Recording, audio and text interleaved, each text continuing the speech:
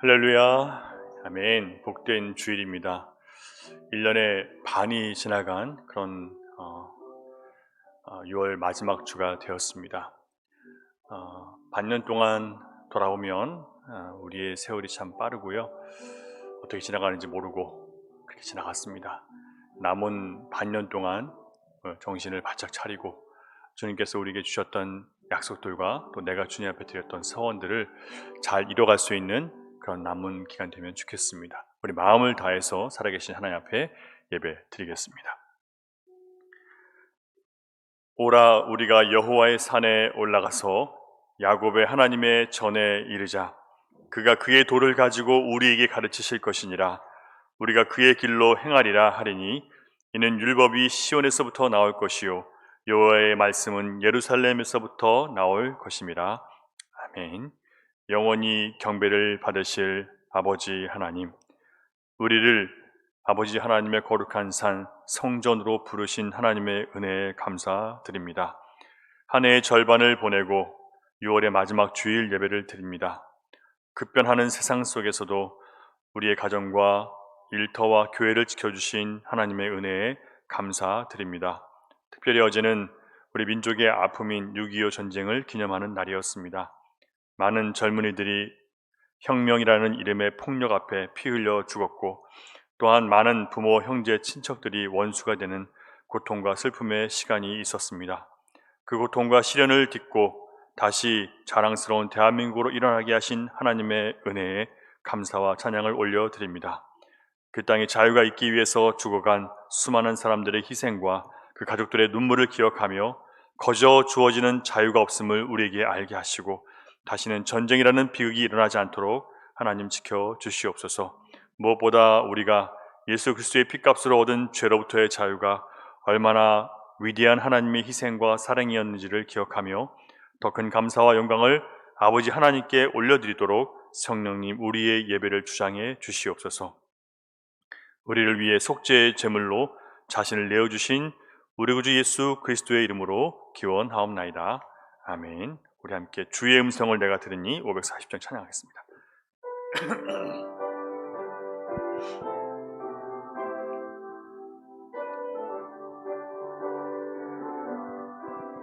주의 음성을 내가 들으니 사랑하는 말일세.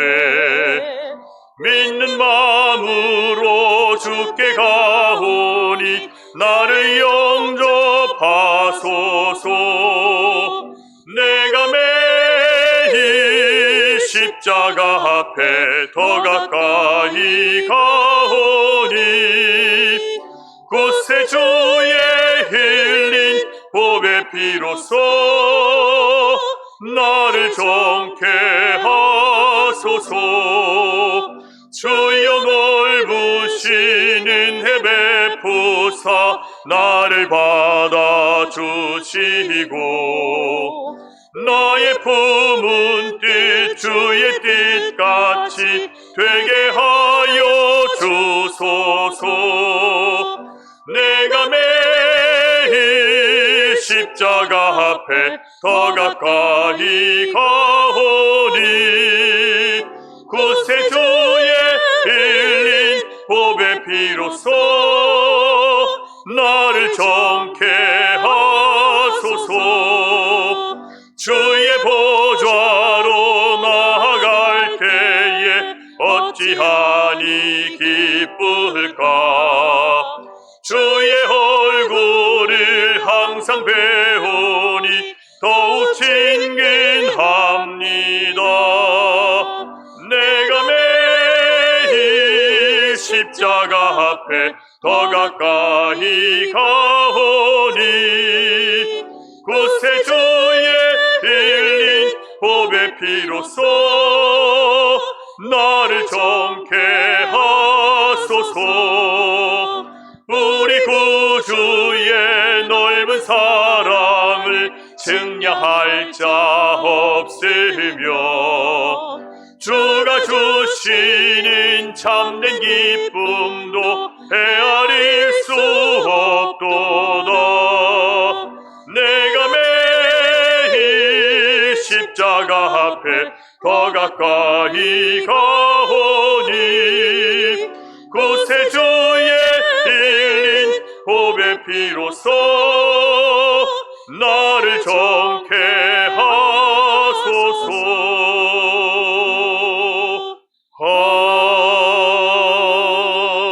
아멘. 계속해서 406장 찬양합니다.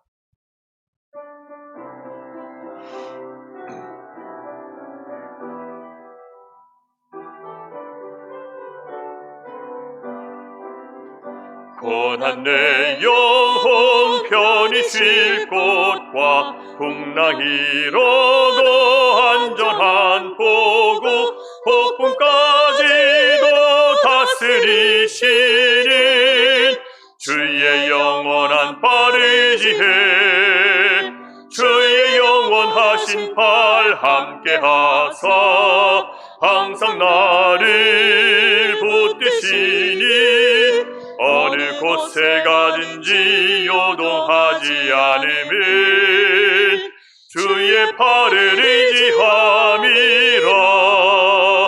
세상 친구들 나를 버려도 예수 늘 함께 동행함으로 주의 인해가 충만하리니 주의 영원한 팔을 의지해 주의 영원하신 팔 함께하사 항상 나를 붙드시니 어느 곳에 가든지 요동하지 않으면 주의 팔을 의지함이라. 나의 믿음이 연약해져도 미리 예비한 힘을 주시며 위태할 때도 안보하시니 주의 영원한 팔 의지해 주의 영원하신 팔 함께하사 항상 나를 붙드시니 어느 곳에 가든지 요동하지 않으면 주의 팔을 의지함이라. 능치 못한 것 주께 없으니 나의 일생을 주께 맡기면 나의 모든 짐 대신 지시니 주의 영원한 팔 의지해 주의 영원하신 팔 함께하사 항상 나를 붙드시니 어느 곳에 가든지 요동하지 않으면 주의 팔을 의지함이라.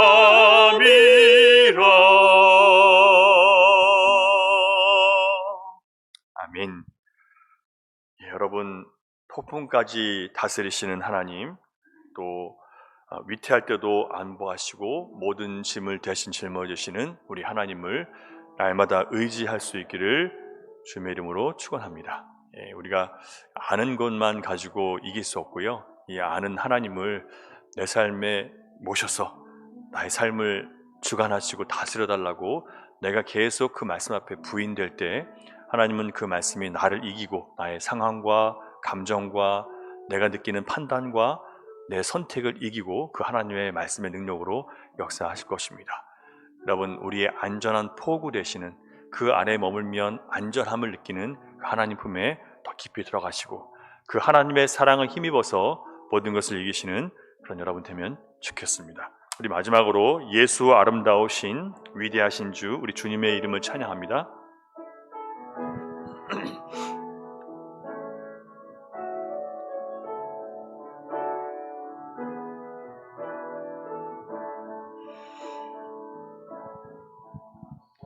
예수 아름다우신 위대하신 주님 부활의 주 어린 양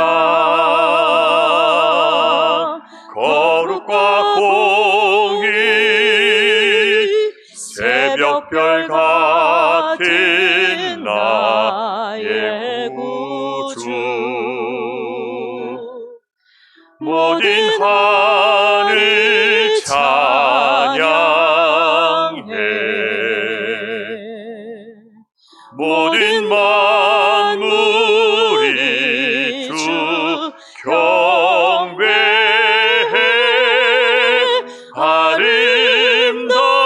아름답고 놀라우신 모든 이름보다 높은 이름 아름답고 놀라우신 주의 이름 높으신 그 이름 예수 다시 한번 예수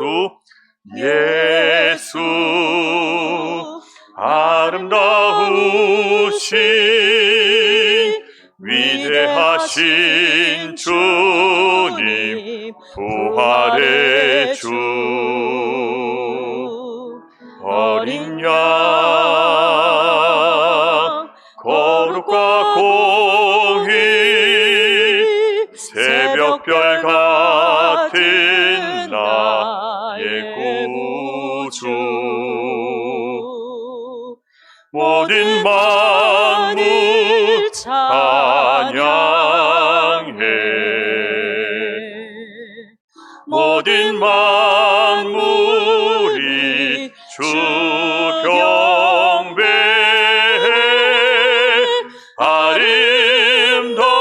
아름답고 놀라우신 모든 이름보다 높은 이름 아름답고 놀라우신 주의 이름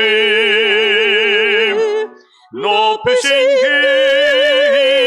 이름 예수 영원히 주 찬양 영원히 주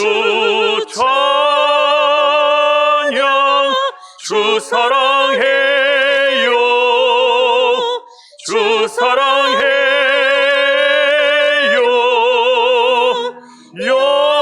영원히 주 찬양 주 사랑해요 주 사랑해요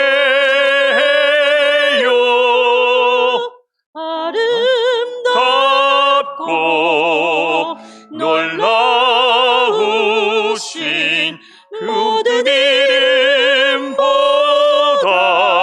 높은 이름 아름답고 놀라우신 주의 이름 높으신 그 이름 예수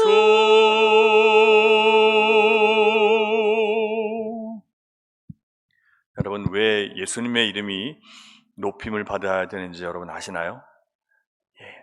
우리가 찬양은 드렸지만 예수님의 이름이 아름답고 또 위대하다는 그 이유가 바로 부활에 있습니다.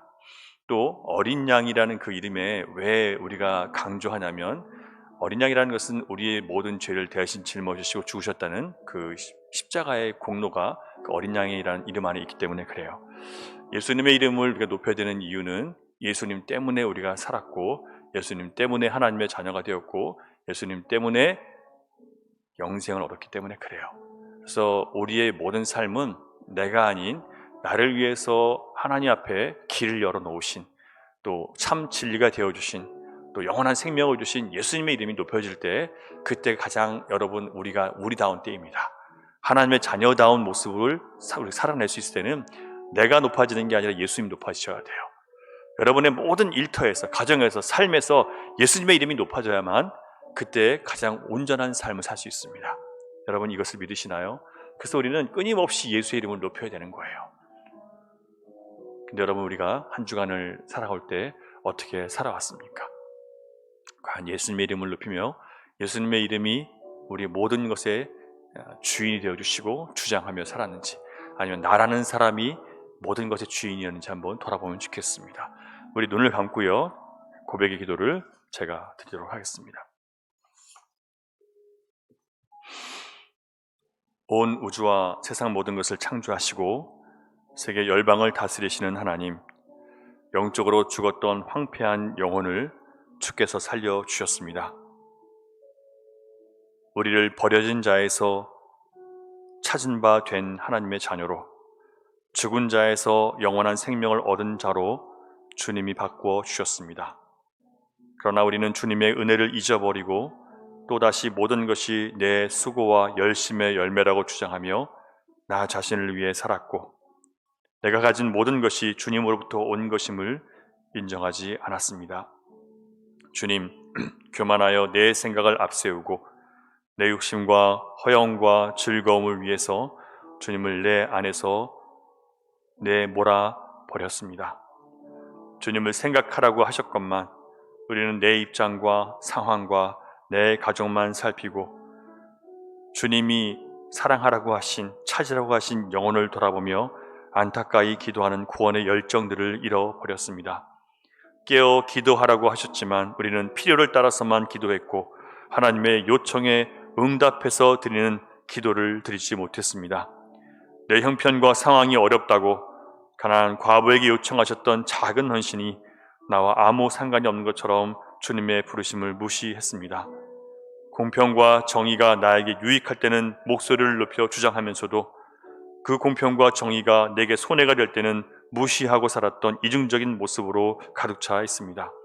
진실하지 못하고 하나님 앞에 신실하지 못한 우리의 삶이 우리의 불행이라는 것을 모르고 자기를 부인하는 참된 신앙은 버리고 오히려 자기를 더 크게 주장하는 어리석은 우리의 모습을 주님 앞에 인정하오니 주여 우리를 긍휼히 여겨 주시옵소서.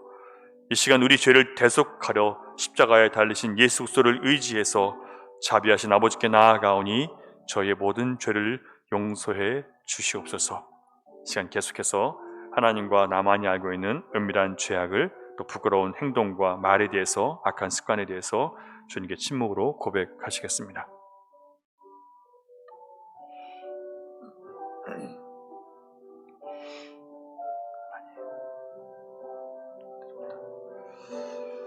주여, 나의 육신의 정욕으로 들어 살아가며 고연한 것을 따라가고자 하는 힘으로 말씀을 못한다면 주여, 내 심령을 주셔서 주여 보시기를 아버지 같은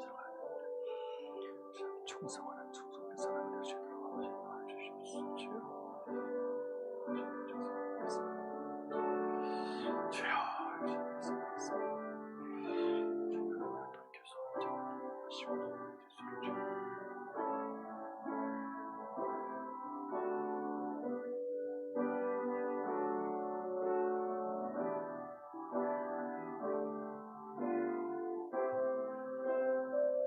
우리 찬양합니다. 승리하였네.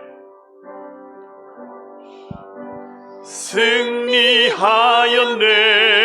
어린 양의 보혈로 우린 보혈의 능력으로 서리라. 승리하였네. 어린 양의 보혈로 주 내게 승리 주셨네. 다시 한번 승리하였네. 승리하였네. 어린 양의 보혈로 우린 보혈의 능력으로 서리라. 승리하였네.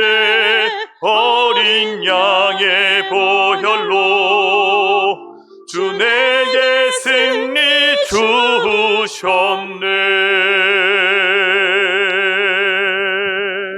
아멘.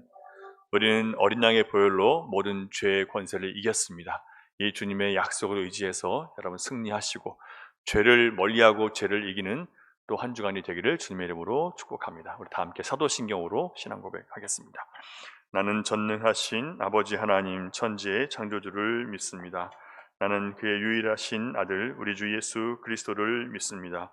그는 성령으로 잉태되어 동정녀 마리아에게서 나시고 본디오 빌라도에게 고난을 받아 십자가에 못 박혀 죽으시고 장사된 지 사흘 만에 죽은 자 가운데서 다시 살아나셨으며 하늘에 오르시어 전능하신 아버지 하나님 우편에 앉아 계시다가 거기로부터 살아있는 자와 죽은 자를 심판하러 오십니다. 나는 성령을 믿으며 거룩한 공교회와 성도의 교제와 죄를 용서받는 것과 몸의 부활과 영생을 믿습니다. 아멘. 김진선 권사님 기도해 주시겠습니다.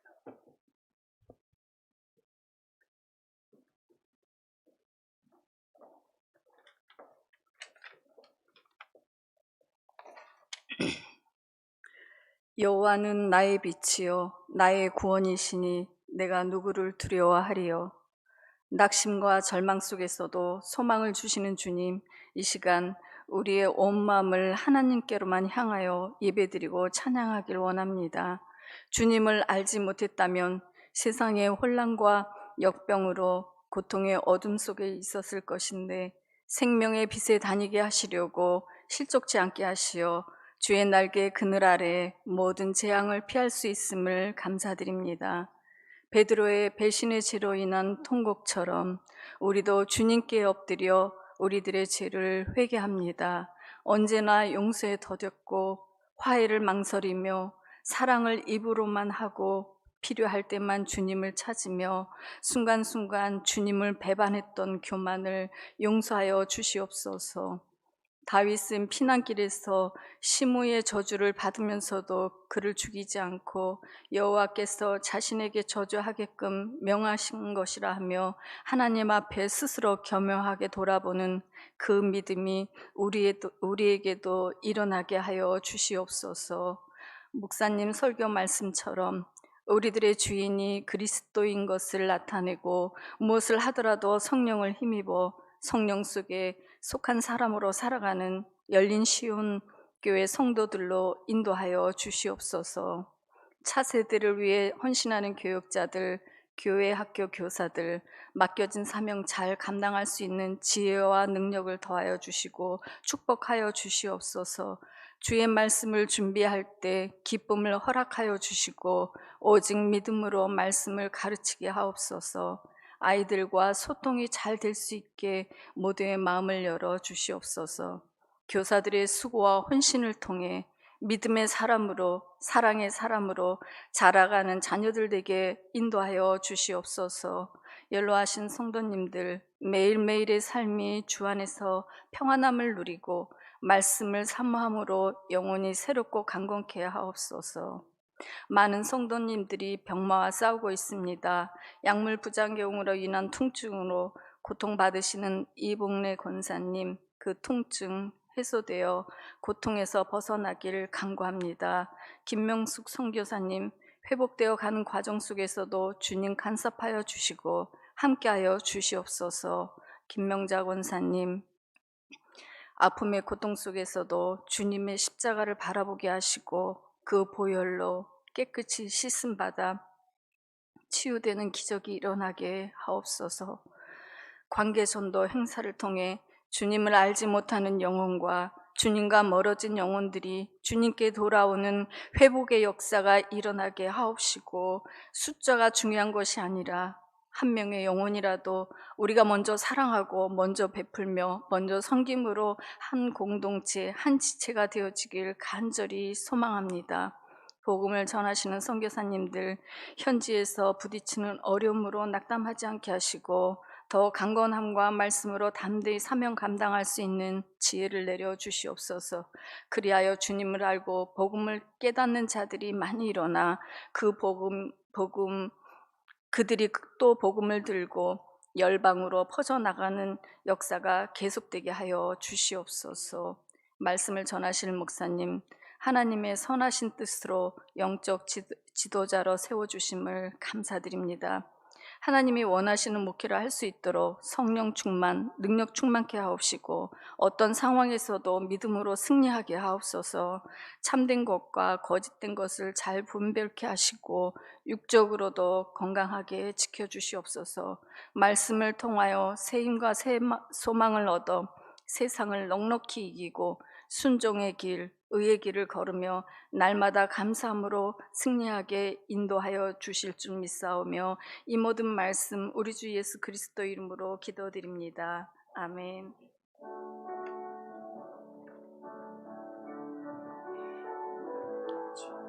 기도를 들어주시니 감사합니다.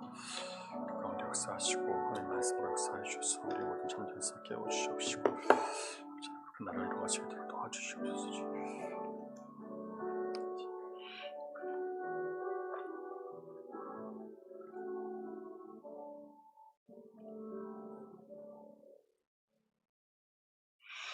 예, 교회 소식 전해드리겠습니다. 오순절 후 세 번째 주일입니다. 예수님 말씀에 순종하고 기도할 때 성령 충만이 임했던 것처럼 복음을 위해 살아가는 우리 열린 시온 교회 안에 정말 성령 충만한 은혜가 임하기를 주님의 이름으로 축원합니다. 교회가 성령에 충만하지 않으면 존재할 수가 없는 것이 교회입니다. 그래서 여러분 우리 모두가 하나님 우리로 성령 충만하게 하셔서 성령이 이끄시는 교회에 그 인도하심에 잘 따라갈 수 있는 그런 교회가 되게 해달라고, 또 목사인 저를 위해서도 여러분, 또 당회를 위해서도 끊임없이 여러분 기도해 주셔야 됩니다. 예, 교회가 정말 또 당회가 성령의 인도하심을 따를 수 있는 그런 교회, 또 당회가 되게 해달라고 여러분 기도해 주시기를 부탁드립니다. 다음 주일은 성찬 예식이 있는 주일이고요. 우리 계속해서 관계전도 캠페인을 하고 있습니다. 사귀고 기도하고 자랑하고 초청하자. 예, 사람을 사귀는데 여러분 오랫동안 여러분 마음에 기도하시는 분들, 또 하나님 주시는 마음, 그 마음을 가지고 그 사람과 대화를 나누시고 또 찾아가시기도 하시고 문자를 보내셔서 만나시고, 그 다음에 뭐 하라고요? 누굴 자랑해요? 예, 기도 먼저 기도하고 자랑하죠. 예수님에 대해서 여러분이 만난 예수님을 자랑하세요. 내가 예수님 믿고 여전히 나도 이랬는데 이렇게 하나님 마음 바꿔주셨어 라고 예수님을 자랑하시고, 그리고 그를 우리 7월 30일 날 다 같이 모여서 예배하는 날이 있는데 함께 가자라고 초청하는데, 아직은 초청하지 마시고 일단은 계속 접촉을 하세요. 그래서 기도하고 그와 주님에 대한 이야기를 좀 나누면 좋겠습니다. 그래서 여러분 지난주에 제가 그 기록하신 전도 대상자를 기록하고 그들의 기도 제목을 각 구역장 당론자께 전해달라고 말씀을 드렸습니다. 그래서 오늘 꼭 전달해 주시면 좋겠고요. 그래서 이번 한 주간 동안은 전도 대상자를 위해서 집중적으로 기도하는 새벽도 그렇게 하고요. 또 금요 중보기도 때도 집중적으로 기도하려고 합니다. 그래서 여러분 이번 한 주간 동안 여러분들이 작성한 그 기도 제목들을 꼭 장로님들에게 전달해 주시기를 바랍니다. 교사 기도회 1시 30분 학생부실에서 있고요. 영상 장비 구입 위한 작정 헌금을 지난주에 말씀을 드렸습니다. 예배 영상 지금 뭐 스크린 화질이나 또 뭐 지금 영상으로 예배를 드리지 못하고 있거든요. 그래서 화면만 나가지, 파워포인트 화면만 나가지 제가 지금 앞에 설교하는 장면이 나가지 않습니다. 그래서 영상 장비의 부족과 또 여러 가지 설비가 부족하기 때문에 좀 더 예배를 잘 드리고 또 집중할 수 있도록 그렇게 준비하려고 합니다. 그리고 교회 간판도 계속 바꾸지 못하고 있는데요. 이런 모든 것들이 이제 우리 총동원 주일 하기 전에 다 바꾸려고 합니다. 그래서 여러분 마음에 주시는 감동을 따라서 헌금해 주시면 그것을 가지고 잘 교회를 세워나가도록 그렇게 하도록 하겠습니다. 우리 함께 좀 기도할 제목을 다시 한번 드릴게요. 우리 김명자 권사님은 약물 치료를 하실 수 있게 됐습니다. 제 항암 치료를 받는 것보다 약물 치료를 하시면 되는 걸로 판명이 나서요. 약물 치료를 하게 되는데, 그래도 여러분 하나님의 기적의 손길이 임해서 완전히 치유될 수 있도록, 이 전이된 이 암은 완전 치유는 불가능하다고 얘기를 합니다. 그러나 하나님께서 우리 권사님을 붙잡아 주셔서 주님의 사명을 감당하는 동안 그 어떤 질병도 그를 무너지게 할 수 없도록 하나님 지켜달라고 여러분 꼭 기도해 주셔서 건강한 모습으로 돌아올 수 있도록 여러분 계속 기도 부탁드립니다. 백수길 권사님, 나도기 집사님, 이봉예 권사님 연로하셔서 노환으로 교회에 참석 못하고 계시는데요. 마음이 교회에 와 계세요. 그래서 여러분 기도하셔서 그들이 주님 앞에 나와서 예배하다가 주님 나라 갈 수 있게 달라고 여러분 좀 이렇게 계속 기도해 주시면 좋겠습니다. 이상입니다. 오늘 우리에게 주신 하나님 말씀 느헤미야, 구약성경 느헤미야입니다. 9장 6절부터 17절까지 말씀.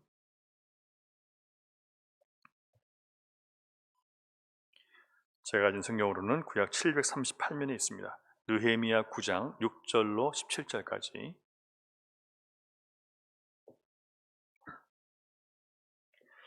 교독하겠습니다. 오직 주는 여호와시라. 하늘과 하늘들의 하늘과 이럴 성신과 땅과 땅 위의 만물과 바다와 그 가운데 모든 것을 지으시고 다 보존하시오니 모든 천군이 주께 경배하나이다. 주는 하나님 여호와시라. 옛적에 아브라함을 택하시고 갈대아 우르에서 인도하여 내시고 아브라함이라는 이름을 주시고 그의 마음이 주 앞에서 충성됨을 보시고 그와 더불어 언약을 세우사 가나안 족속과 헷 족속과 아모리 족속과 브리스 족속과 여부스 족속과 기르가스 족속의 땅을 그의 씨에게 주리라 하시더니 그 말씀대로 이루셨사오매 주는 의로우심이로소이다. 주께서 우리 조상들이 애굽에서 고난받는 것을 감찰하시며 홍해에서 그들의 부르짖음을 들으시고 이적과 기사를 베푸사 바로와 그의 모든 신하와 그의 나라 온 백성을 치셨사오니 이는 그들이 우리의 조상들에게 교만하게 행함을 아셨습니다. 주께서 오늘과 같이 명예를 얻으셨나이다. 또 주께서 우리 조상들 앞에서 바다를 갈라지게 하사 그들이 바다 가운데를 육지같이 통과하게 하시고 쫓아오는 자들을 돌을 큰 물에 던짐같이 깊은 물에 던지시고 낮에는 구름 기둥으로 인도하시고 밤에는 불 기둥으로 그들이 행할 길을 그들에게 비추셨사오며 하늘에서부터 그들과 말씀하사 정직한 규례와 진정한 율법과 선한 율례와 계명을 그들에게 주시고 거룩한 안식일을 그들에게 알리시며 주의 종 모세를 통하여 계명과 율례와 율법을 그들에게 명령하시고 그들의 굶주림 때문에 그들에게 양식을 주시며 그들의 목마름 때문에 그들에게 반석에서 물을 내시고 또 주께서 옛적에 손을 들어 맹세하시고 주겠다고 하신 땅을 들어가서 차지하라 말씀하셨사오나 그들과 우리 조상들이 교만하고 목을 굳게 하여 주의 명령을 듣지 아니하고 거역하며 주께서 그들 가운데서 행하신 기사를 기억하지 아니하고 목을 굳게 하며 패역하여 스스로 한 우두머리를 세우고 종되었던 땅으로 돌아가고자 하였나이다. 그러나 주께서는 용서하시는 하나님이시라. 은혜로우시며 긍휼히 여기시며 더디 노하시며 인자가 풍부하심으로 그들을 버리지 아니하셨나이다. 아멘. 다음 주일까지 우리가 어떻게 구원을 받는지 구원의 여정에 대한 그런 말씀을 여러분과 함께 나누려고 합니다. 사람들이 가장 분노하고 억울해하는 것 중에 하나가 내가 마음을 쏟고 아꼈고 사랑했고 그래서 나의 시간과 물질과 노동력을 투자해서 다 동원해서 그 사람을 돌보았건만 그가 나중에 성공하고 잘 되니까 나를 모른 척하는 것, 나를 무시하고 나를 배반했을 때 이런 것보다 더 분노해야 하는 것이 없는 것을 저는 종종 봅니다. 교회에서도 그런 일이 있을 수 있어요. 누군가 어려움을 당했을 때 아무도 도와줄 사람이 없고 살 길이 없어 보여서 단지 한 교회 안에 묶여 있다는 것 때문에 그 사람에게 선의를 갖고 도와줬습니다. 근데 그 사람이 자기에 대해서 좋지 않은 말을 하거나 나쁜 소문을 내고 다닌다는 것을 알게 되었을 때 여러분 얼마나 괴로울까요?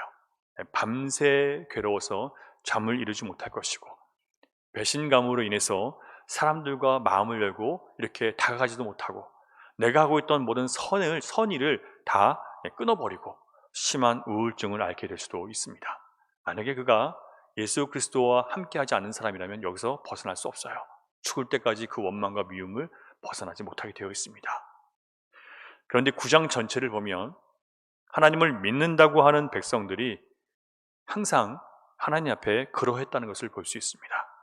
하나님은 그 백성들을 선택하셔서 구원하시고 항상 선하셨어요.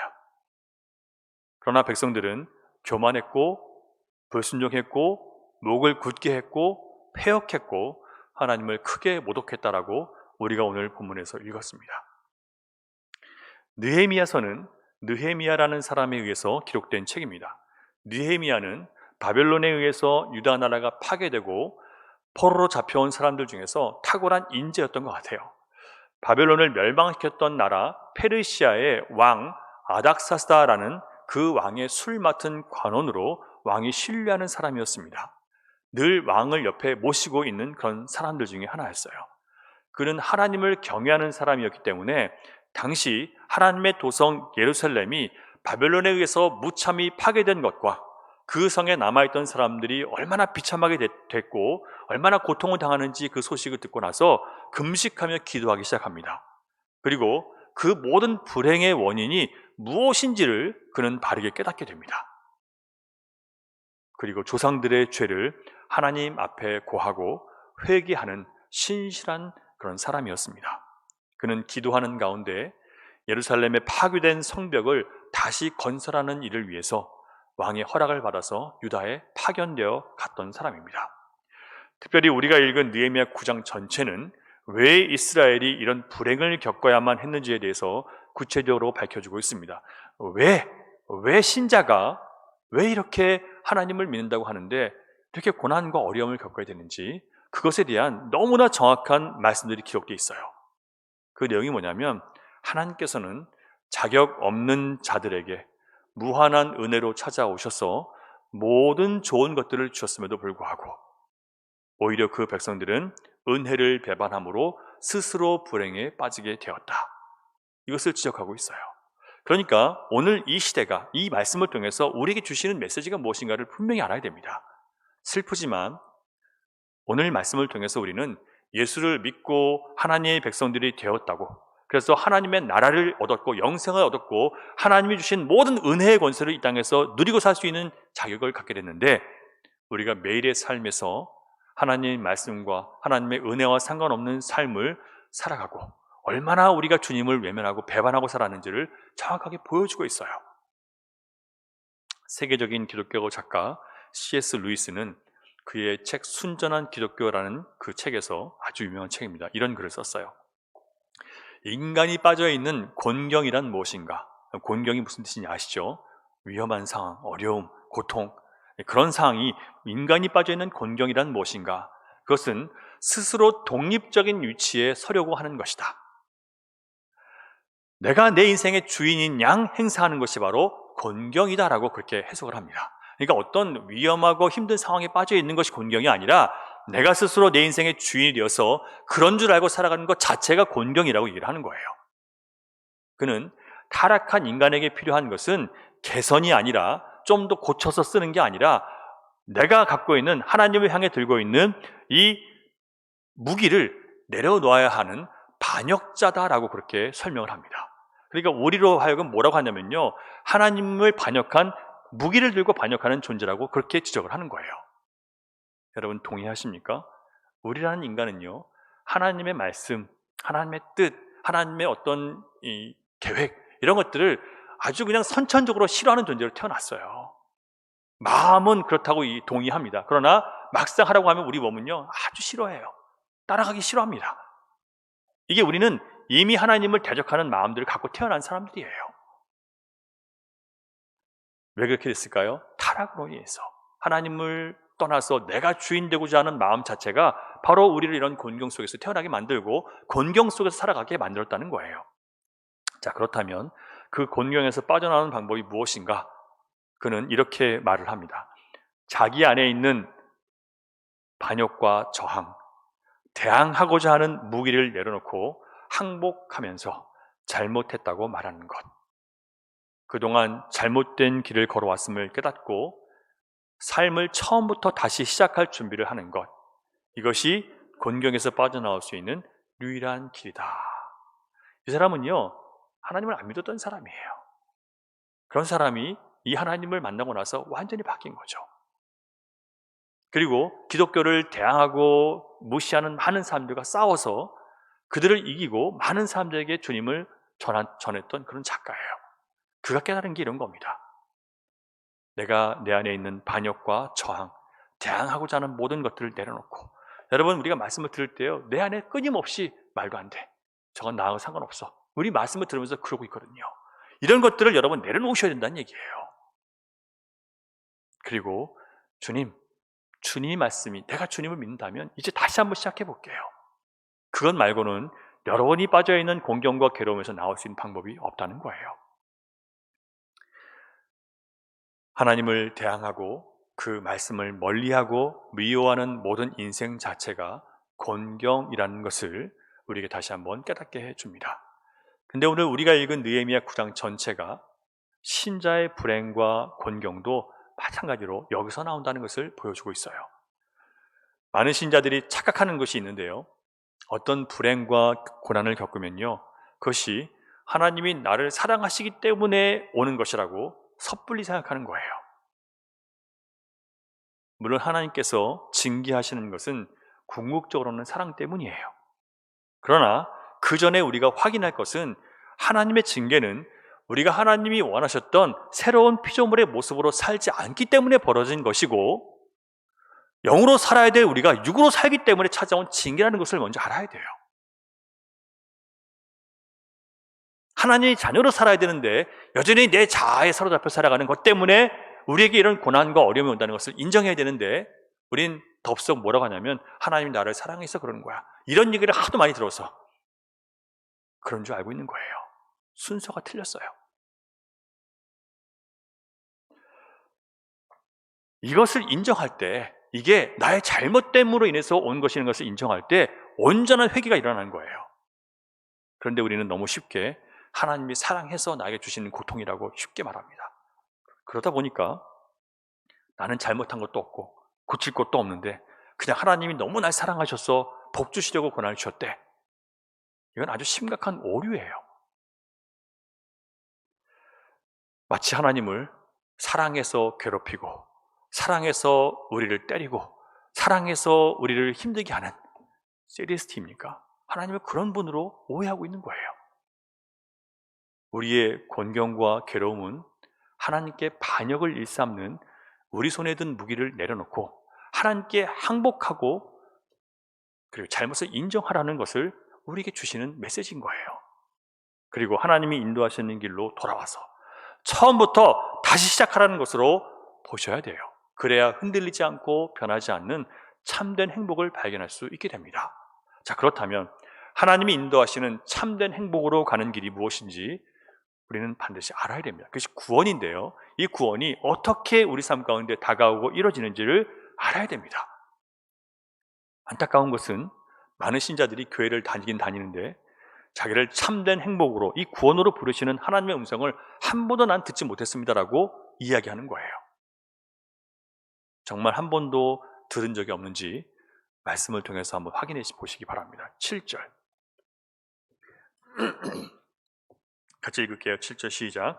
주는 하나님 여호와이시라. 옛적에 아브라함을 택하시고 갈대아 우르에서 인도하여 내시고 아브라함이라는 이름을 주시고. 자, 주는 하나님 여호와시라. 옛적에 아브라함을 어떻게 하셨대요? 아브라함을 택하시고 그리고 인도하여 내시고 이름을 주시고. 여호와 하나님께서 먼저 아브라함을 택하고 부르셨습니다. 그리고 이름을 주셨어요. 여기서 우리는 사람이 하나님을 믿기로 선택한 것이 아니라 하나님이 먼저 우리를 찾아오시고 택하셨다는 것을 알아야 됩니다. 그래서 가끔 내 인생의 제일 좋은 선택은 내가 하나님을 믿은 거예요, 하나님을 믿기로 선택한 거예요, 뭐 이런 말 하는 분들은 뭔가를 좀 잘 모르고 계신 분들이에요. 하나님이 나를 선택하셔서 내가 은혜로 그분을 믿게 된 것이지 내가 선택한 게 아니에요. 아브라함이 부르심을 받기 전에 살았던 이 갈대아 우르라는 이 땅은요, 우상을 섬기는 땅으로 유명했습니다. 거기서 아브라함 아버지와 그의 가족은 자연스럽게 우상을 섬겼겠죠. 하나님은 아브라함의 가족을 이 갈대아 우르라는 우상의 땅에서 불러내셔서 하나님이 예비하신 가나안 땅으로 가게 하십니다. 따라서 우리의 신앙의 출발은 우리를 택하신 하나님께서 인생의 어느 순간에 먼저 찾아오셔서 우리에게 떠나라 하시는 거예요. 어디로요? 내가 가라고 하는 길로 가라. 그러니까 여러분, 우리가 가고 싶은 길, 우리가 머물고 싶은 곳이 아니라 내가 가라고 하는 길로 가라라고 하시는 그 음성이 우리에게 첫 번째 음성이에요. 여러분, 교회 다니시면서 들으셨을 거 아니에요. 이제 주님이 우리의 길입니다. 예수님이 우리의 생명이십니다. 우리의 갈 길은 예수님이십니다. 들어보셨죠? 자, 그럼 여러분 주님의 음성을 들으신 거예요? 안 들으신 거예요? 들으신 거예요. 못 들었다고 하시면 안 돼요.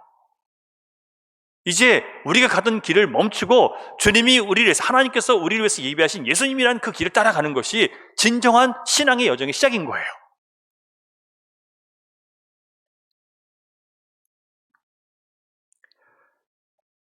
세상이 다 가는 길, 아무리 모으고 아무리 가꾸고 아무리 채워도 다 허무하고 헛된 것들, 다 사라질 것들, 우리 마음에 결코 평안도 주지 못하고 쉼도 줄 수 없는 것을 추구하고 따르는 이 세상의 노예 상태에서, 탐심의 노예 상태에서 우리를 건져내셔서 하나님이 원래 의도하셨던, 하나님 안에서 기뻐하고 하나님을 영화롭게 함으로 행복한 그 진정한 구원의 길로 우리를 불러내신 거예요.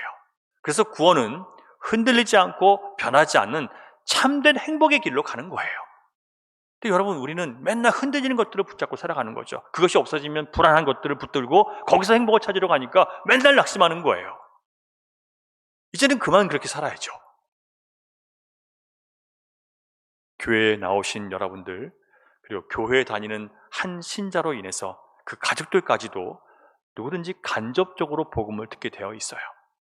이것을 보편적인 하나님의 부르심이라고 얘기를 합니다. 세상의 진짜 주인이신 하나님이 살아 계시고 이 땅에서 인간의 그칠 줄 모르는 욕심과 이기심으로 괴로움을 겪는 사람들에게 그렇게 살지 않아도, 그렇게 욕심 부리고 살지 않아도, 그렇게 자기 것 추구하고 살지 않아도 참된 평안과 영원한 생명을 얻을 수 있는 다른 길, 더 완전한 길이 있다는 것을 우리는 다 들어봤단 말이에요. 나는 한 번도 하나님의 부르심을 들은 적이 없습니다라고 교회 다니시는 분들은 아무도 얘기하시면 안 돼요. 다 들어보신 거예요. 그러나 하나님이 부르신 행복의 길에 그 부르심을 들었다고 해서, 그 길로 가라는 부르심을 들었다고 해서 모두가 즉시 들어가는 것은 아니에요. 어떤 사람은 듣자마자 마음이 움직여서 들어가기도 해요. 그래서 열심히 따라갑니다. 시험 들어가서 넘어지기도 하지만 계속 가요. 그러나 어떤 사람은 들었지만 자기 사업이 실패하거나 자녀의 문제로 골치를 썩다가, 또는 부부간의 문제나 억울한 일을 당하면서 하나님 앞에 마침내 엎드리기도 합니다. 또 어떤 사람은 죽을 때까지 반항하다가 또 버티다가 죽을 때가 돼서야 자기의 모든 길이 잘못된 것을 깨닫고 참된 길이요 진리요 생명이신 예수님 품에 안기는 경우도 있어요. 그래서 하나님이 택하시고 부름받은 사람은 결국 모두 하나님께 돌아설 날이 오는 거예요. 그래서 듣든지 아니 듣든지 우리는 열심히 예수님을 전해야 되는 거예요. 근데 여러분, 한 신자가 이 흔들리지 않고 빼앗길 수 없는 복된 구원의 길로 본격적으로 들어가려면 그 하나님의 부르심에 대한 그 신자의 응답이 반드시 있어야 됩니다. 이 반응에 응답하느냐 응답하지 않느냐를 통해서 보편적인 하나님의 부르심이 그 사람에게 효력이 있는 부르심이냐 효력이 없는 부르심이냐가 드러나게 되는 거예요. 효력이 있는 부르심이라는 게 뭐냐면, 여러분, 신앙의 기초인 웨스트민스터 소요리 문답 31번 질문에 나오는 것이 바로 효력이 있는 부르심이 무엇입니까? 라고 물으면 모든 신자들은 다 대답할 수 있어야 돼요. 안 배워서 모르는 거예요. 이게 신자의 기초예요. 한번 보겠습니다. 효력이 있는 부르심이란, 시작. 하나님의 성령께서 하시는 일로서 우리의 죄와 비참함을 깨닫게 하시고 우리의 마음을 밝게 하여 그리스도를 알게 하시고 우리의 의지를 새롭게 하셔서 우리로 하여금 복음 가운데 값없이 주시는 예수 그리스도를 영접하도록 우리를 설복하여 믿게 하시는 것입니다. 설득하고 복종하게 만드는 거예요. 하나님의 성령이 이 일을 하신다는 거예요. 뭘 하신다고요? 제일 처음에 우리의 죄를 깨닫게 하고 우리가 얼마나 이 죄로 인해서 비참하게 된 존재인지를 깨닫게 하시는 거예요. 그래서 여러분, 교회에 나오시면요, 내가 얼마나 죄인인 것을 성경을 통해서 깨닫게 되는 거예요. 근데 이걸 싫어하는 거죠. 그걸 기뻐할 수 있어야 되는 거예요. 왜? 그 죄가 드러남으로 인해서 내 죄가 드러나는 것은 결국 하나님의 은혜와 용서 안에 들어가게 하시기 위한 제일 첫 번째 방법인 거예요. 근데 앉아가지고 저 나를 찌르네, 나를 괴롭히네 이렇게 받아들이고 있으니까 이 악한 마음이 계속해서 하나님 말씀이 내 안에 못 들어오게 하고 방해하고 있는 것을 모르고 있는 거예요. 여러분, 우리가 말씀을 들으면서 내가 얼마나 못된 사람인지를 깨닫게 하시는 것, 내가 얼마나 잘못된 길을 걷고 있는지를 깨닫게 하시는 것이 하나님의 은혜인 줄 여러분 아셔야 됩니다. 그게 하나님의 사랑이에요. 그래야 눈이 밝아지죠. 내가 이런 존재였구나. 나는 참 괜찮은 사람인 줄 알았는데 얼마나 아닌지를 깨닫게 되는 거예요. 그래서 그 눈이 밝아진 다음에 나는 예수님의 은혜가 없이는, 십자가의 공로가 없이는 나는 정말 안 되는 존재입니다라고 고백하게 만드는 것이 바로 효과적인 부르심인 거예요. 여러분, 그래서 예수님을 찾아야 되는 겁니다. 예수님이 없이 내가 얼마나 아닌 것을 알았기 때문에.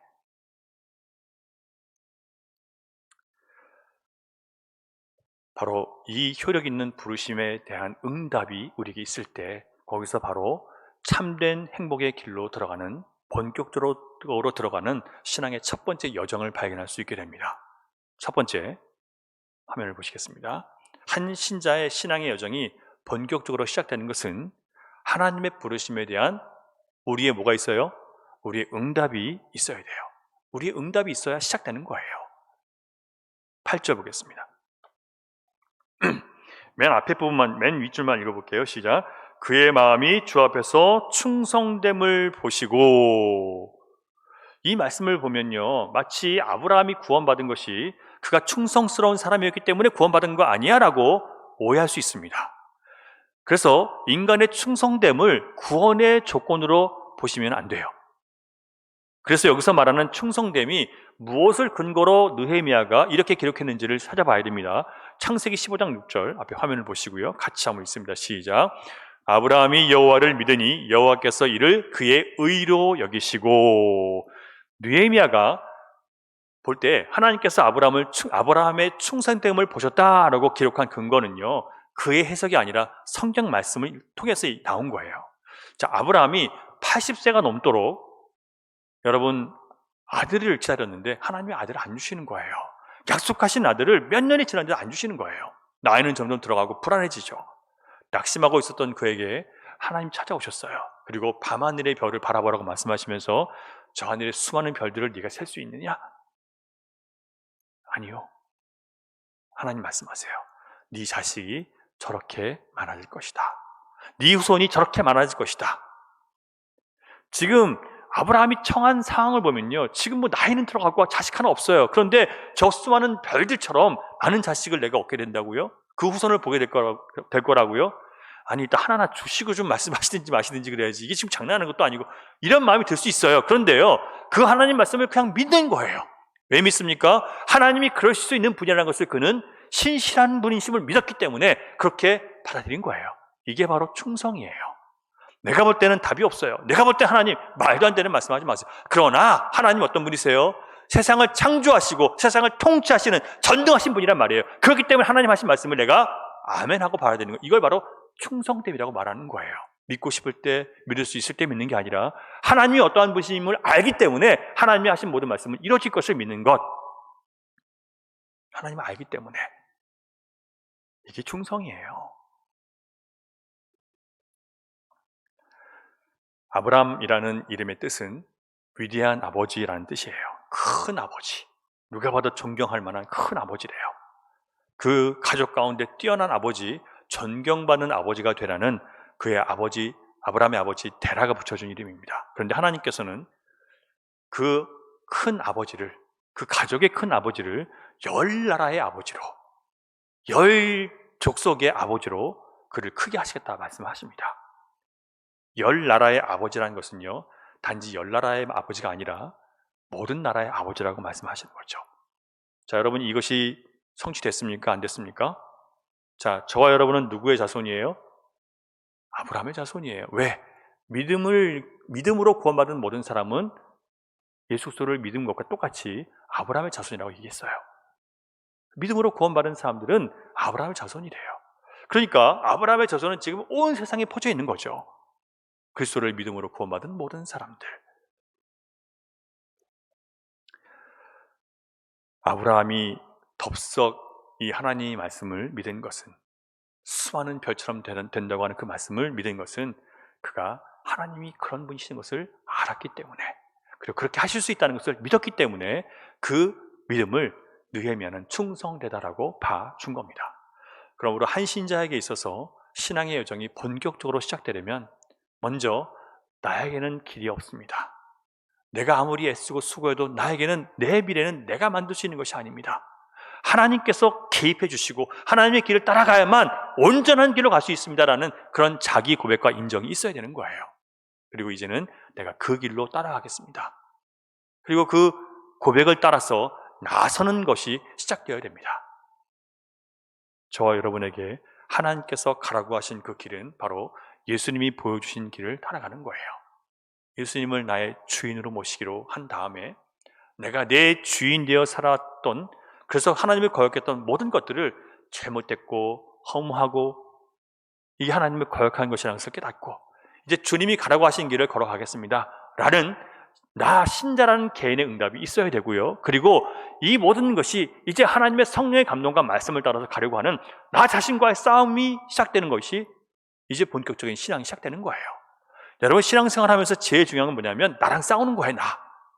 자꾸 문제와 싸우는 게 아니라 그 문제를 대하는 나와 싸우는 거예요. 그 문제 보면서 아유, 하나님을 믿어도 별로 소용이 없네, 이런 나 자신과 싸우는 거예요. 정작 싸워야 할 자신과 싸우지 않고 문제와 싸우기 때문에 우리는 계속 하나님이 가라고 하신 길을 못 가고 있는 거예요. 여러분, 정말 예수님만 따르고 싶다는 감동을 받으신 적 있으십니까? 그런 감동이 말씀을 듣는 중에 여러분 안에 일어나고 계신가요? 그렇게 살고 있지 않은 나의 삶에 대해서 여러분 뉘우치고 회개하는 마음이 있으십니까? 내가 고집스럽게 붙잡고 가는 길을 계속 가면 안 된다는 마음이 여러분 있으신가요? 그런 감동은 하나님께서 택하신 백성 안에 두신 성령께서 주시는 감동이에요. 이것은 여러분이 순종해야만, 그래야만 복을 받는 거예요.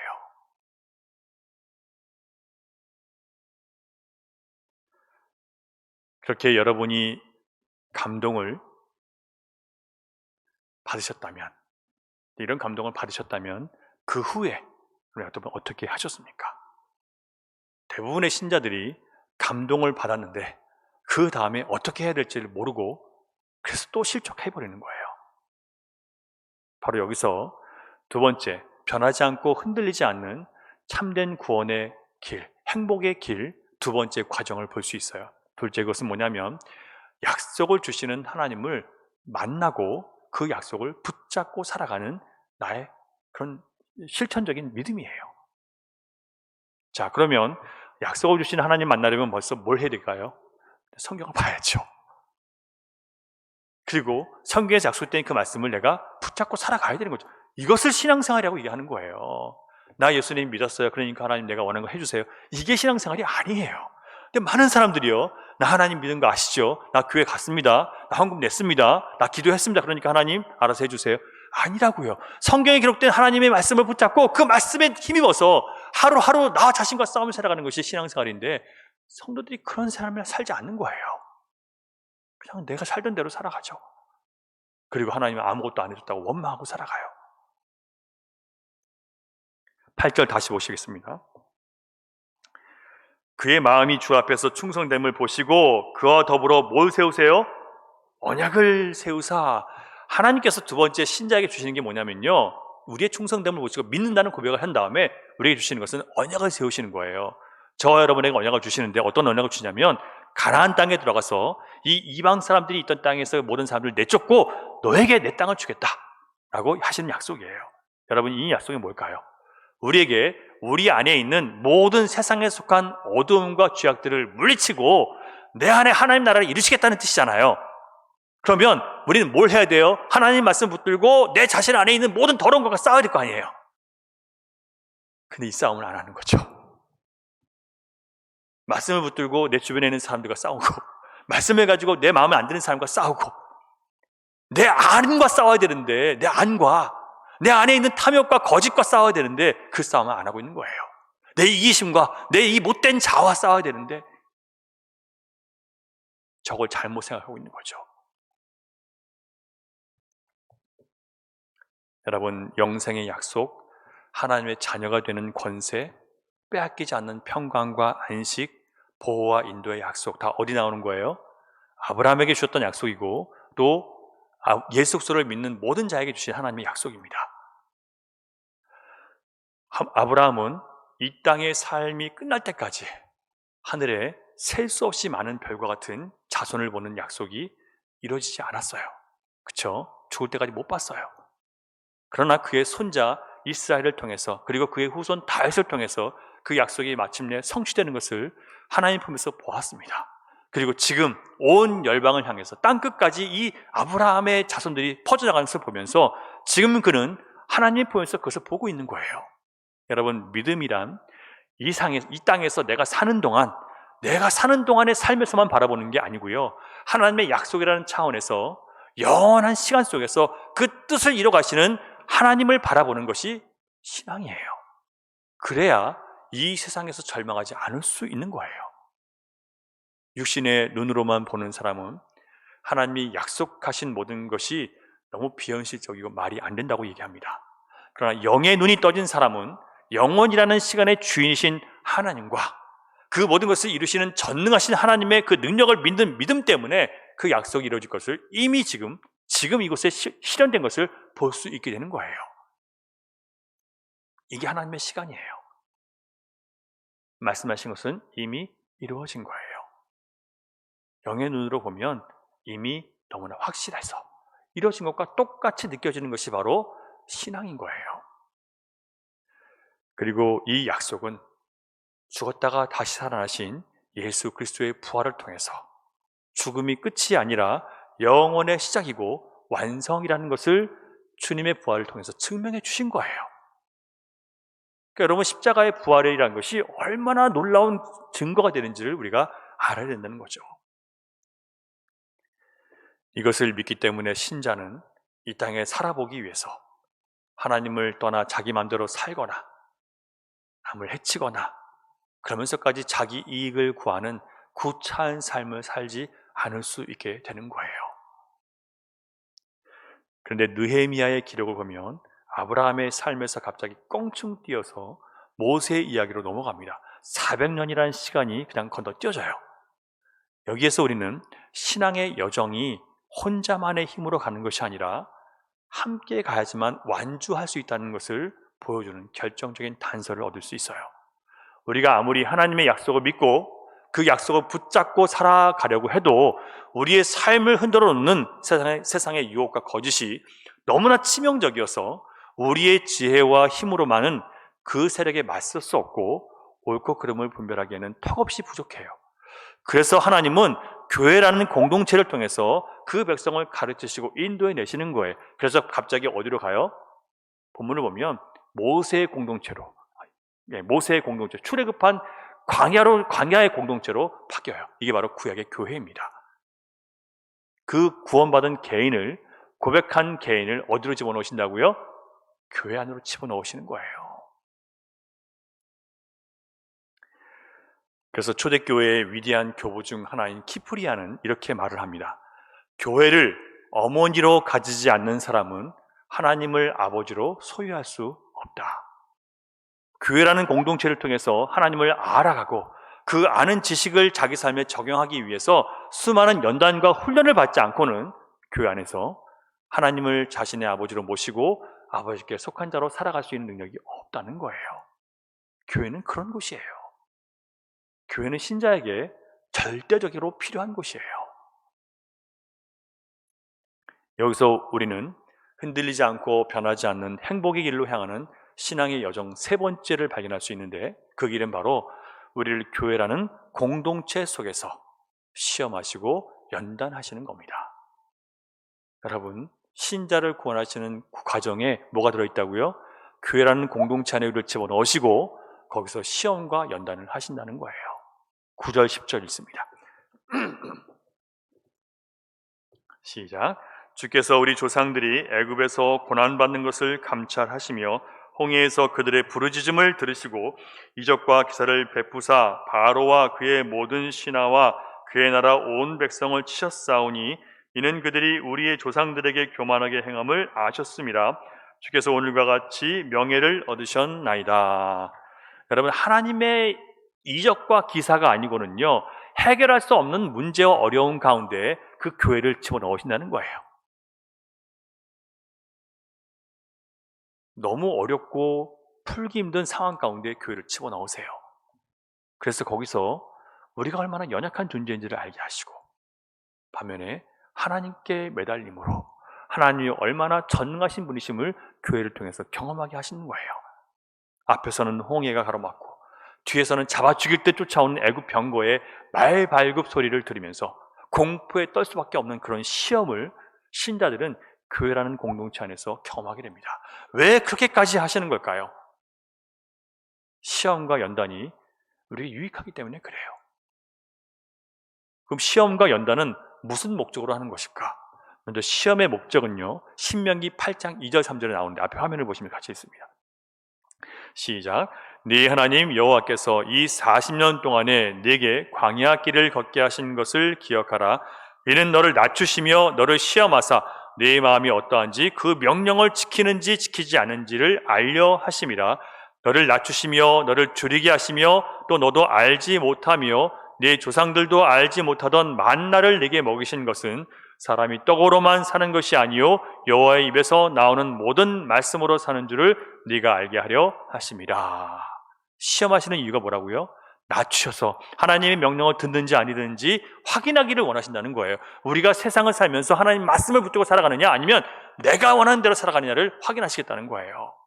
그게 시험의 목적이에요. 우리에게 순종을 가르치시는 거죠. 내 본성과 세상에 따라가지 않고 하나님 말씀에 순종하는 사람으로 살아가는지를 시험하시는 거예요. 교회를 통해서. 그렇다면 연단의 목적은 무엇인가? 잠언 17장 21절 같이 화면을 보시고요. 시작. 도가니는 은을, 풀무는 금을 연단하거니와 여호와는 마음을 연단하시느니라. 여기서 연단은요, 불로 하는 연단이에요. 그래서 모든 불순물을 제거해서 오염을 제거해서 순결하게 만드는 거죠. 다니엘 선지자는 마지막 때가 되면 더 많은 사람이 연단을 받아서 스스로 정결하게 될 것이다라고 예언을 합니다. 연단이라는 것은 우리를 오직 예수님께만 마음을 드릴 수 있는 사람으로 만드시는 거예요. 그 어떤 것으로 우리 마음을 거두어서 예수님만이 나의 구원이시고 예수님만이 나의 만족이시고 예수님만이 나의 모든 것을 주신다는 마음을 갖게 만드는 것이 순결이고 연단이에요. 그래서 여러분, 우리가 교회를 통해서 연단받는 것은 뭐냐면 주님 없이는 나는 못 살아요. 주님이 나의 전부입니다. 모든 것에 주님을 대입하지 않으면 나는 아무것도 이룰 수 없습니다라고 고백하게 하시는 것이 바로 연단이에요. 교회는 그런 훈련을 받는 곳입니다. 또 히브리서 5장 14절 화면을 보시고요. 시작. 단단한 음식은 장성한 자의 것이니 그들은 지각을 사용함으로 연단을 받아 선악을 분별하는 자들이니라. 자, 연단은 뭘 시켜줘요? 선악을 분별할 수 있게 만든다는 거예요. 자, 연단은 때로는 우리가 감당하기 힘들고 듣기 싫은 그런 말씀을 우리에게 주는 거예요. 씹기 힘들어요. 너무 어려워요. 너무 불편해요. 그런데 그것을 우리가 씹고 넘기면 어떻게 된다고요? 선악을 분별할 수 있는 그런 능력을 갖게 해준다는 거예요. 그래서 여러분, 힘든 말씀을 자꾸 여러분 받아들이시고 씹고 묵상해서 그 말씀 앞에 나를 꺾으셔야 되는 거예요. 그냥 듣고 싶은 말씀만 듣고 안 자라요. 사람이 분별력이 안 생겨요. 맨날 그 자리에 있어요. 다른 사람들 도울 수 있는 자리에 못 올라가요. 맨날 누구의 도움이 필요한 사람이죠. 따라서 교회 안에서 성도를 말씀으로 연단하는 것은 더 순결한 그리스도인으로 더 영적인 지각이 예민한 성숙한 신자로 만드시기 위해서 하나님이 시험과 연단을 통해서 교회 공동체 안에서 우리를 만들어 가십니다. 여러분, 우리가 사는 시대는 교회가 안팎으로 심하게 영적인 공격을 받고 있는 그런 상황 가운데 있습니다. 하나님이 세상의 주인이시고 모든 진리의 판단자라는 이런 성경적인 가치가 계속 공격받고 무너지고 있습니다. 하나님을 거역하는 자들의 목소리가 교회까지 깊이 장악하고 들어왔어요. 하지만 교회의 역사를 보면 이런 시험과 연단 속에서 더 진리의 말씀을 붙잡고 일어나는 사람들을 통해서 교회는 더욱 진리 위에 굳게 설 수 있었습니다. 지금 미국은 연방 대법원이 49년 만에 낙태 합법에 반대하는 판결을 내렸기 때문에 이로 인해서 낙태를 지지하는 사람들이 가톨릭 교회나 개신교회에 찾아가서 막 옷을 벗으면서 막 시위하고 지금 난리가 났어요. 여성의 자유로운 선택을 통제하기 위해서 성경을 무기로 휘두르는 것은 그리스도 안에서 신자를 환영하는 것이 아닙니다라고 그들이 얘기를 합니다. 여성 단체 사람들이 교회에 와서 하는 얘기가 그거예요. 성경을 무기로 낙태를 못하게 하는 것은 여성의 권리를 회방하는 것이고, 이거는 사람을 환영하는 게 아니라, 그리스도인을 환영하는 법이 아니라는 거예요. 그러면서 뭐라고 협박하냐면, 자기들이 낙태를 반대하는 것으로 인해서 여성들이 자기를 지키기 위해서 사탄의 사원에 가입하게 하는 결과를 초래할 것이다 라고 이렇게 위협합니다. 그러니까 교회가 낙태를 반대하면 우리는 사탄의 사원에 들어가겠다는 거예요. 사탄의 교회가 미국에 있습니다. 여러분, 영국에도 있고요. 세계에 많은 곳에 사탄의 교회가 있어요. 여러분, 우리는 지금 이런 시대에 살고 있습니다. 불이익을 감수하면서 우리 믿음을 지키는 것, 연단과 시험이 없이는 불가능하기 때문에 교회라는 공동체 안에 들어와서 이 세상의 거친 공격과 또 유혹과 미혹이 이 안에 있고, 우리 안에서도 끊임없이 이런 고통스러운 다툼과 갈등이 있으면서 하나님은 교회 가운데 세상을 이기고 나 자신을 이기고 죄를 이길 수 있는 그런 훈련을 우리 가운데 지금 시키고 계시는 거예요.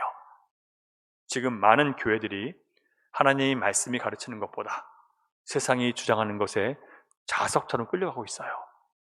그것은 그들이 하나님께 속한 교회가 아니라는 명백한 증거예요. 그리고 그들은 더 사람들을 위하는 것처럼 얘기해요. 이것을 분별할 수 있는 영적 지각이 점점 희미해지고 있어요. 왜냐하면 신자들이 이 시대의 문화와 상황 속에서 받아들이기 힘든 말씀을 자꾸 받아들이면서 나를 연단해야 되는데 그냥 쉽게 끌려가는 거예요. 점점 많은 사람들이 타협하고 있어요. 한국 교회도 하나님 말씀보다 세상의 소리, 인본주의적인 가치에 점점 끌려가고 있어요. 당장은 세상으로부터 우리에게 호의적이라고 인정받을 수 있을지 모르지만 여러분, 그들은 반드시 배반할 거예요. 성령의 역사하는 교회는 될 수 없어요. 이렇게 교회라는 공동체 안에서 하나님이 이끄시는 대로 시험과 연단을 받을 때 자신에 대한 모든 자랑, 자신에 대한 모든 신뢰, 내 자존심이 부서지고 세상에서 듣고 배움으로 굳어졌던 나의 가치관들이 깨지는 과정을 교회를 통해서 우리는 배우게 되는 거예요.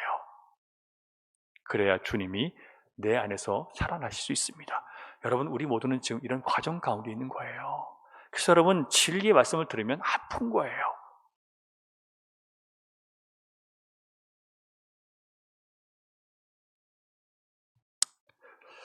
그리고 내가 그 말씀을 받아들이고 하나님이 맞습니다라고 인정하는 순간 말씀에 대해서 더 알고 싶은 마음과 하나님을 사랑하는 열정들이 내 안에 더 커져가게 되어 있어요. 하나님은 교회 공동체 안에서 어떻게 우리 믿음을 연단시키고 변화시키는지 다음 주에 계속 공부하도록 하겠습니다. 말씀을 맺을게요. 여러분, 하나님의 부르심을 다 들으신 적이 있는 분들이세요. 맞습니까? 예수님이 길이고 우리의 길은 틀렸다. 여러분, 이것은 복음이에요. 그렇다면 여러분의 마음 안에 말씀을 듣는 가운데 성령의 효과적인 부르심이 있었습니까? 내가 내 마음대로 산 것이 하나님을 향해 반역의 칼을 들고 있는 것이라는 것을 깨달으셨습니까? 그리고 이제 예수 그리스도를 믿는 믿음의 길로 주님을 따라가는 새로운 길을 가고 싶다는 마음이 있으신가요? 잠시 이 길을 떠나셨던 분들도 다시 예수 그리스도를 따르는 이 길을 가고 싶은 마음이 드셨다면 여러분, 성령께서 여러분을 설득하신 것입니다. 하지만 거기서 멈추시면 안 돼요. C.S. 루이스는 기독교를 받아들였다고 하는 사람들에게 이런 권면을 해요. 앞에 화면을 보시겠습니다. 같이 읽을게요. 시작. 여러분이 기독교를 받아들이셨다면 그 다음 단계는 날마다 조금씩이라도 시간을 내서 그 주요 교리들을 찬찬히 정신에 새겨 나가는 것입니다. 기독교인이 되려면 매일 기도하며 성경과 견권서적을 읽고 교회에 나가는 일은 필수적입니다. 그 이유는 우리는 우리가 믿는 바를 지속적으로 상기할 필요가 있기 때문입니다. 가만히 내버려 두는데도 정신 속에 살아남을 수 있는 신념은 없습니다. 그는 어떻습니까, 여러분? 저는 오늘날의 신자가 왜 이렇게 무기력해졌는지에 대한 원인을 다시 한번 확인할 수 있었어요. 기독교인이 되려면, 여러분, 참된 기독교인으로 살아내려면 뭐가 필요하다고요? 매일 기도와 성경 읽기와 경건서적을 보는 것, 교리들을 찬찬히 생각하면서 그 개념들을 계속 묵상할 때 내가 주님을 향한 나의 믿음이 푹 돋아진다고 얘기합니다. 그런 사람들에게 성령의 인도하심이 강하게 일어나는 거예요.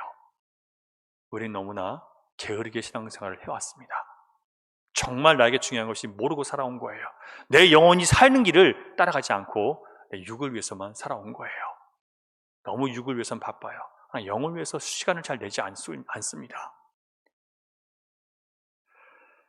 그래서 우리는 향기를 잃어버렸고 맥 없는, 능력 없는 신자, 무늬만 신자인 사람으로 이렇게 되어버렸어요. 사랑하는 여러분, 흔들리지 않고 빼앗기지 않는 행복, 우리가 세상에서 만들어낼 수 있는 것이 아니라 그리스도 안에서 살아갈 때 우리에게 선물로 주어지는 것이에요. 주님을 배우고 생각하고 그 뜻을 따르기 위해서 살아가려는 여러분의 애씀이 억지로의 노력이나 수고가 아니라 나를 위해서 먼저 그 아들을 희생제물로 내어주신 하나님의 사랑 때문에 기뻐서 행복해서 좋아서 그 뜻을 따를 수 있는 저 여러분이 되면 좋겠습니다. 기도하겠습니다. 우리 잠깐 말씀을 묵상하시면서 내가 어떻게 살아왔는지를 한번 생각해 보면 좋겠습니다. 나는 하나님의 부르심을 들은 사람이에요. 그리고 하나님이 나에게 나의 신앙 고백을 주님 앞에 드리기를 원했고 또 우리는 신앙 고백도 드렸던 사람들입니다. 그러나 삶에서 실제적으로 그 하나님 말씀이 나에게 이루어지도록 나는 나 자신과 싸우기보다는 자꾸 내 주변의 환경과 사람들과 싸웠습니다. 특별히 교회라는 공동체 속에서 나를 연단하시고 시험하시는 주님을 견디려고 하지 않고 어떻게든지 빠져나가서 내 힘으로 내 능력으로 살아보려고 애쓰다가 또 이렇게 무너지고 깨졌습니다. 주님, 이제 하나님께서 우리를 구원하시는 구원의 과정과 참된 행복에 이르는 길을 보여주셨는데 이제 우리가 그 길을 가겠다고 다시 한번 성령의 감동을 따라서 주님 앞에 고백하며 나아가면 좋겠습니다. 우리 같이 기도드리겠습니다. 아버지 하나님 감사합니다. 우리 주의 전에 불러주시고 아버지 하나님 말씀과 서게 하시니 감사합니다. 우리를 주님의 길로 불러주신 주님의 이름을 찬양하고 경배합니다. 아버지 전심으로 주의 길을 따르기를 간절히 원합니다. 이제 나의 모든 길을 버리고 나의 모든 헛된 길을 버리고 주님께서 예비하신 그 아름다운 길을 가기를 원합니다. 주님 완전한 평강이 있고 완전한 쉼이 있는 그 길을 따라가기를 원합니다. 아버지 하나님 주여 주께서 주신 말씀에 힘입어서 나의 모든 가치들을 부술 수 있도록 인도해 주시고 그 말씀의 기준을 따라서 나의 모든 생각들이 부서지며 새롭게 지어지는 역사에 이룰 수 있도록 인도하시고 함께하여 주시옵소서. 교회라는 공동체를 통해서 우리 이뤄가시며 새롭게 하시는 주님 그 시험과 그 연단의 거룩한 목적을 기억하며 아버지 앞에 온전히 깨지고 부서지고 낮아져서 아버지 하나님께서 원하시는 순결한 신자로 변화되어 갈 수 있도록 하나님 함께 하시고 도와주시옵소서. 이 모든 과정에 성령께서 이루실 것을 믿고 우리 안에 함께 하신 주님을 바라보며 주님 믿음으로 순종하며 걸어갈 수 있는 저희 모두가 될 수 있도록 도와주시옵소서. 우리 다 함께 흑암에 사는 백성들을 보라 함께 찬양하겠습니다. 1절 2절 찬양합니다.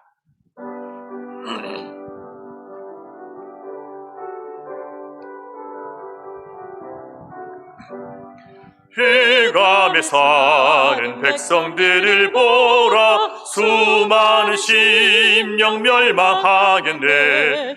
그 누가 갈까 주의 복음 들고 생명을 구원하는 곳으로. 큰 권세 주께 있으니 큰 권세 주께 있으니 너는 가서 주의 복음 전하라. 주가 너 항상 지키리라. 구원의 문은 넓게 열렸으니 십자가 군병 일어나거라. 너희의 힘을 하나로 뭉쳐서 죄악의 쇠사슬을 끊어라. 큰 권세 주께 있으니 큰 권세 주께 있으니 너는 가서 주의 복음 전하라. 주가 너 항상 지키리라.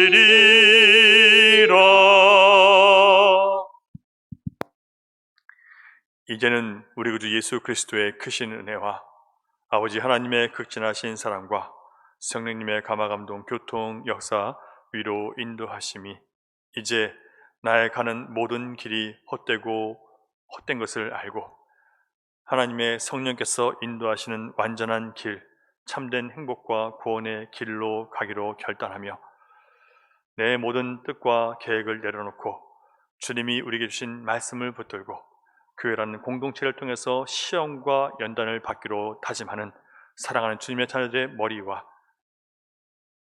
그들의 가정과 일터 가운데 흩어져 있는 열방의 교회와 선교지 가운데 이제로부터 영원토록 함께 하시기를 간절히 축원하옵나이다. 아멘.